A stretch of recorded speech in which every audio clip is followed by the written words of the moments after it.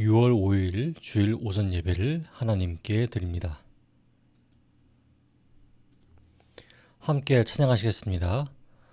오늘은 복음 성가를 하겠습니다. 날 구원하신 주 감사. 함께 찬양하겠습니다. 날 구원하신 주 감사, 모든 것 주심 감사, 지난 추억이 내 감사, 주 내 곁에 계시네.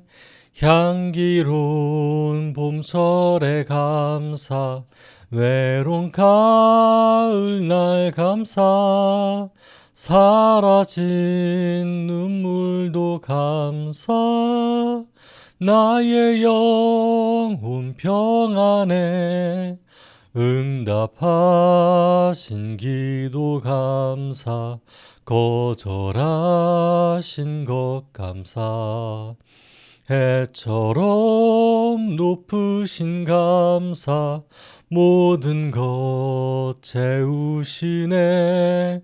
아픔과 기쁨도 감사, 절망 중위로 감사, 증량 못할 은혜 감사, 크신 사랑 감사해. 길가에 장미꽃 감사, 장미꽃 가시 감사, 따스한 가정 희망 주신 것 감사, 기쁨과 슬픔도 감사, 하늘 평안을 감사, 내일의 희망을 감사, 영원토록 감사해. 오늘 함께 읽을 성경 본문은 누가복음 6장 37절에서 38절 말씀입니다. 신약 98쪽에 있습니다. 비판하지 말라. 그리하면 너희가 비판을 받지 않을 것이요. 정죄하지 말라. 그리하면 너희가 정죄를 받지 않을 것이요. 용서하라. 그리하면 너희가 용서를 받을 것이요. 주라. 그리하면 너희에게 줄 것이니 곧 후히되어 누르고 흔들어 넘치도록 하여 너희에게 안겨주리라. 너희가 헤아리는 그 헤아림으로 너희도 헤아림을 도로 받을 것이니라. 아멘. 잠깐 기도하겠습니다. 하나님, 제가 요청합니다. 말씀이 선포되는 이 모든 시간에 저의 이름이 아닌 하나님의 이름이 나타나기를 원합니다. 하나님의 말씀만 마음에 남게 하여 주시고 사람의 말이 남지 않게 하여 주셔서 듣는 성도들의 마음에 혼동을 주지 않게 하여 주시옵소서. 오직 겸손함으로 말씀을 전하도록 하게 하여 주시옵소서. 예수님 이름으로 기도드렸습니다. 아멘. 오늘 말씀은 비판하고 헤아리다 라는 주제로 말씀을 전하겠습니다. 말씀을 나눌 때 여러분 안에서 하나님의 은혜가 충만하게 거하기를 바랍니다. 우리는 하루 동안에 수많은 사람들을 만납니다. 직장 관계로 또는 스쳐가는 길목에서 여러 가지 성격과 성품을 가진 사람들을 만납니다. 그들과 짧게 인사를 나누기도 하고 무심코 지나치기도 하고 또 어떤 사람은 만나서 몇 시간씩 이야기를 나누고 하고 어떤 사람은 옷 입은 스타일, 헤어스타일만 잠깐 보고 스쳐 지나가기도 합니다. 오늘 본문은 이렇게 사람들을 만나는 동안 판단하며 헤아리고 있는 우리들을 향해서 말하는 것 같습니다. 과연 예수님께서는 우리에게 어떠한 이유로 이 말씀을 하시는 걸까요?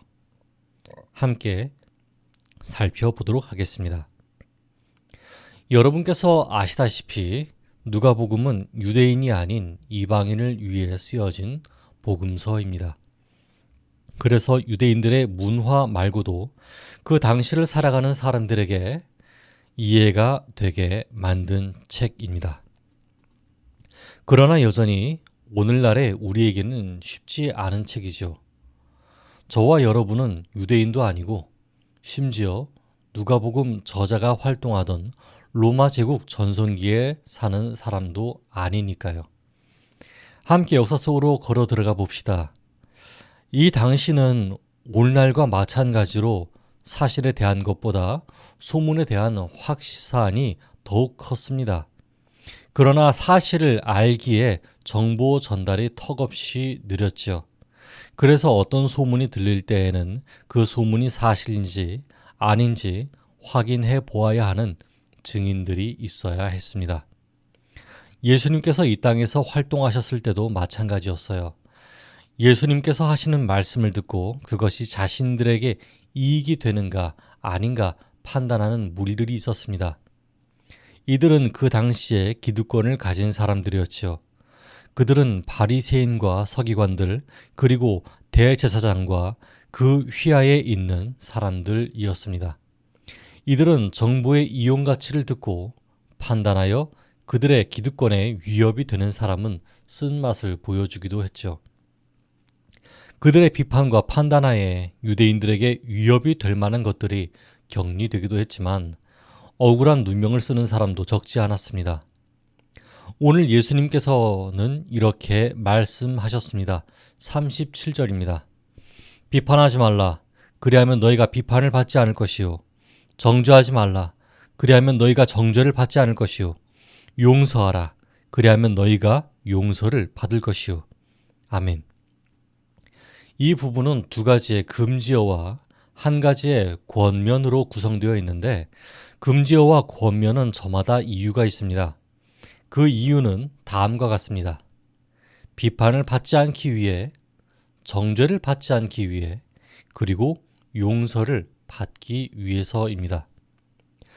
우리는 정말 오랫동안 이 비판을 받아들일 때 그 의미를 문자 그대로 받아들였습니다.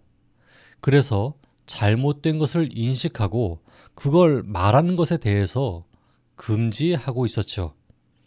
이로써 무조건적인 사랑과 관용을 베푸는 것이 맞다고 여겨졌습니다. 하지만 이를 그대로 지키면서도 예수님의 사랑을 실천하게 된 사람도 여럿 있음을 압니다. 그러나 이것은 그런 단편적인 해석으로 마무리될 수는 없습니다. 영어 성경은 비판하지 말라고 하는 그 부분의 비판을 다음과 같이 정의합니다. judge, 즉 심판입니다.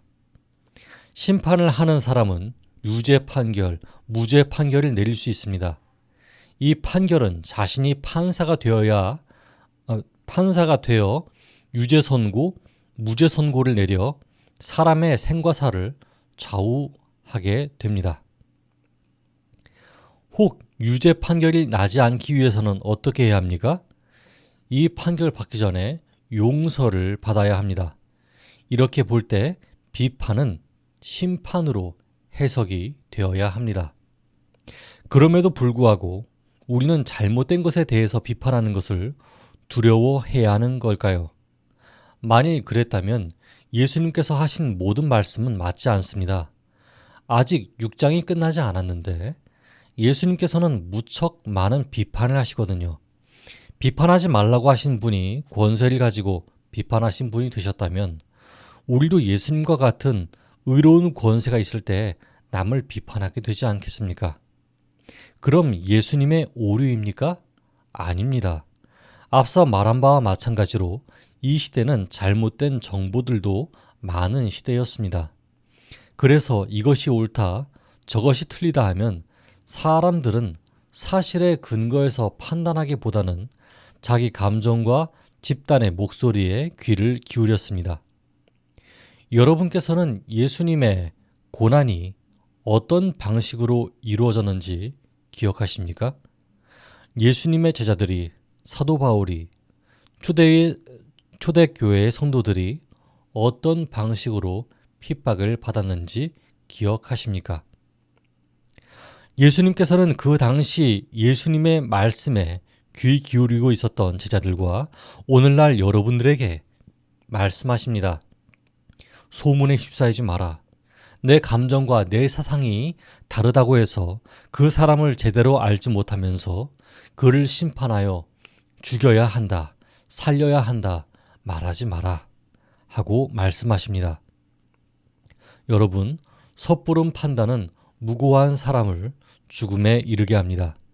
실제로도 이 세상엔 못된 사람들 무척이나 많지만 그 외에 일어나는 일들에 대해서 일일이 소문과 감정으로 판단하다 보면 자기 자신을 제외하고 그 어느 누구도 살아남을 수 없습니다. 그러면 어떻게 해야 감정이나 소문에서 벗어납니까? 그러기 위해서는 먼저 용서해야 합니다. 용서받기 위해 용서하는 것이 아니라 자기 자신의 잘못된 판단을 막기 위해서 일단 용서해야 합니다. 그 뒤에 범죄의 물증을 찾아도 늦지 않습니다. 우리가 선악에 대해서 일을 처리한다는 생각으로 판단하면 하나님께서 우리에게 선악으로 일을 처리하시는 것을 바라는 것과 마찬가지입니다. 그렇다면 죄는 크건 작건 용서받을 타이밍도 없이 즉결 심판이 이루어지겠지요. 그러나 우리는 하나님께서 적어도 누구보다 낫다고 여기는 우리 자신에게 오래 참으시는 분임을 알고 계시지 않습니까? 그러므로 여러분 37절을 이렇게 여겨주십시오. 하나님께서 너희에게 회개할 기회를 주고 심판을 미루신 것 같이 너희도 감정적인 심판을 미루어라. 하나님께서 너희의 형편을 보고 유죄 판결을 미루시는 것 같이 너희도 유죄 판결을 미루어라. 너희가 진심으로 회개할 때 형벌의 뜻을 돌이키시는 것 같이 너희도 너희에게 진심으로 뉘우치는 일을 용서하라. 아멘. 지난 시간에도 말씀드렸듯이 용서는 쉬운 게 아닙니다. 어려운 것입니다. 용서가 쉽지 않은 자신을 위하여 하나님께 도움을 요청하시기 바랍니다. 하나님의 위로를 먼저 받고 용서의 길로 나아가시기를 바랍니다. 이렇게 행할 때 저와 여러분에게 하나님의 은혜가 임하게 될 줄 믿습니다. 이어 38절을 읽어보겠습니다. 주라, 그리하면 너희에게 줄 것이니 곧 후히 되어 누르고 흔들어 넘치도록 하여 너희에게 안겨주리라. 너희가 헤아리는 그 헤아림으로 너희도 헤아림을 도로 받을 것이니라. 아멘. 이 말씀에는 그 당시 곡물 매매의 현장, 오늘날로 말하면 쌀가게의 풍경을 보여줍니다. 굉장히 정겨운 비유이죠. 마트에서는 볼 수 없지만 재래시장 같은 곳에 가면 흔히 볼 수 있습니다. 어느 정도의 쌀이나 콩을 구매하면 그걸 파시는 할머님들께서 가끔씩 덤을 주십니다. 그 덤 때문에 우리의 마음이 감사로 인해 흐뭇해집니다. 그것은 우리가 마땅히 덤을 받아야 하는 입장이 아니기 때문입니다. 덤을 받을 수 없으나 받게 된 입장을 말하는 것이죠. 뉴스에 따르면 올해 7월이면 우크라이나와 러시아 전쟁으로 곡물값이 치솟을 전망이라고 합니다. 이때 자신이 들인 돈보다 더 푸짐하게 흘러넘치는 곡물로 채움을 받는다면 어떤 느낌일지 생각해 보십시오. 상상만 해도 즐겁지 않습니까?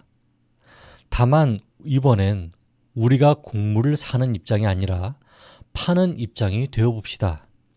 파는 입장이 되어보면 마진을 남기기 위해서 골머리를 써야 하겠죠. 어떤 분은 칼로 재듯이 한 되에 넘친 쌀을 덜어낼 것이며 어떤 분은 욕심으로 인해 저울을 속일 것입니다. 파는 사람의 지혜가 필요한 시점입니다. 물가가 치솟고 이윤을 모아야 하는데 무조건적으로 퍼줄 수는 없는 입장이죠. 그러나 성경은 자신이 베풀어 줄 때 하나님의 베푸심을 받을 것이라는 메시지를 전하고 있습니다.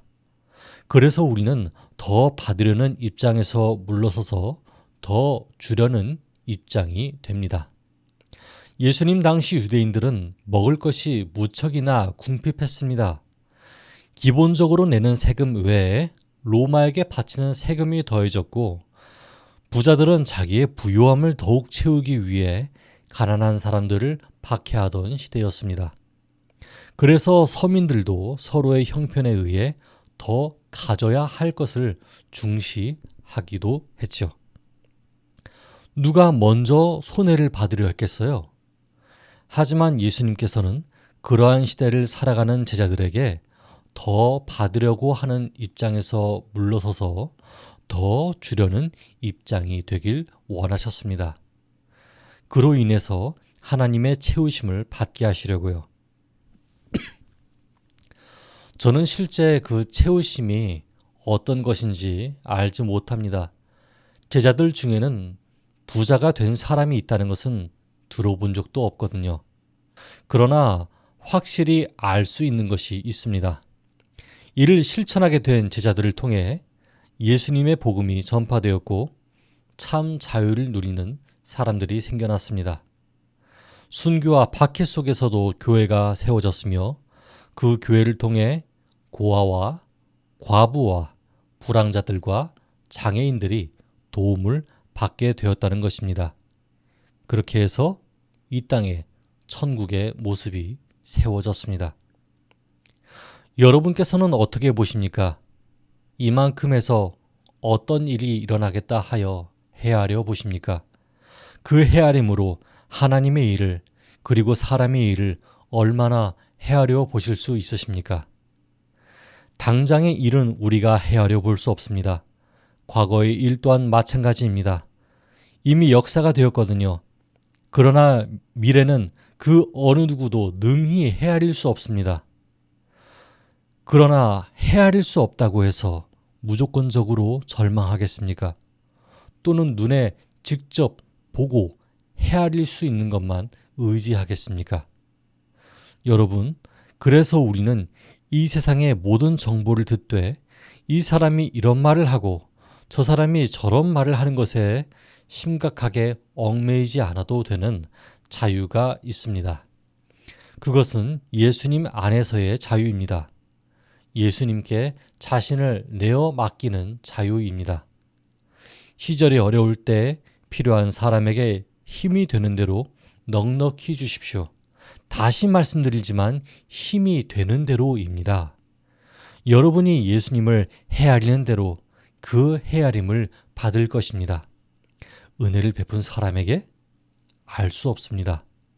그러나 그것은 확실한 응답이 되어 돌아올 줄을 믿습니다. 다만 사회가 예수님의 말씀에 순종한 여러분 때문에 변화될 것입니다. 울던 아이들이 웃음을 찾게 될 것이며 술주정뱅이가 일을 하게 될 것입니다. 싸우던 사람들이 화해하게 될 것이며 묶였던 오해들이 풀리게 될 것입니다. 이는 모두가 하나님께서 보여주실 일들입니다. 하루가 걸리든 몇십 년이 걸리든 몇천 년이 걸리든 이 일들은 이루어질 것입니다. 여러분, 비판하십니까? 하나님 안에서 비판하십시오. 헤아리십니까? 하나님 안에서 헤아리십시오. 저와 여러분을 향한 하나님의 사랑 안에서 이 모든 것들의 결과를 기쁨으로 누리게 되는 오늘과 내일이 되시길 바랍니다. 함께 기도하겠습니다. 하나님 감사합니다. 오늘 저에게 말씀을 허락해 주셨습니다. 우리는 이 땅에서 살아갈 때 수많은 사람들에게 필요 이상으로 심판의 마음을 갖고 있습니다. 때로 확실한 것들도 있습니다. 하지만 그 이상으로 대상을 심판하고 싶은 감정 때문에 소문을 믿기로 결심합니다. 하나님, 우리가 이같이 연약합니다. 이처럼 연약해서 하나님이 우리를 오래 참으심처럼 참지 못하기도 하고 하나님이 우리에게 기다리심도 잘 기다리지 못합니다. 우리의 마음을 다스려 주시옵소서. 다만 하나님 안에서 이 세상의 어려운 이들을 위해 채움의 마음을 허락하여 주시옵소서. 그리하여 우리의 헤아림보다 더 크신 하나님의 은혜를 체험하는 우리의 삶이 되게 하여 주시옵소서. 예수 그리스도의 이름으로 기도드렸습니다. 아멘. 다 같이 봉헌 기도하겠습니다. 하나님, 우리가 이 헌금을 드립니다. 이 헌금이 쓰여질 때 복음이 전파되길 원합니다. 이 헌금이 쓰여지는 곳에 평안이 넘쳐나기를 원합니다. 헌금이 허위되는 것 없이 필요한 곳에 사용되게 하시고 헌금이 오용되는 것 없이 정직하게 사용되게 하소서. 하나님의 나라가 오기를 바라며 예수 그리스도 이름으로 기도드렸습니다. 아멘. 다 함께 주기도문 하겠습니다. 하늘에 계신 우리 아버지, 아버지의 이름을 거룩하게 하시며 아버지의 뜻이 하늘에서와 같이 땅에서도 이루어지게 하소서. 오늘 우리에게 일용할 양식을 주시고 우리가 우리에게 잘못한 사람을 용서하여 준 것 같이 우리 죄를 용서하여 주시고 우리를 시험에 빠지지 않게 하시고 악에서 구하소서. 하나님의 나라와 하나님의 권세와 하나님의 영광이 영원히 있기 때문입니다. 아멘. 축복합니다. 한 주간도 하나님의 사랑 안에 있기를 바랍니다. 다음 시간에 뵙겠습니다.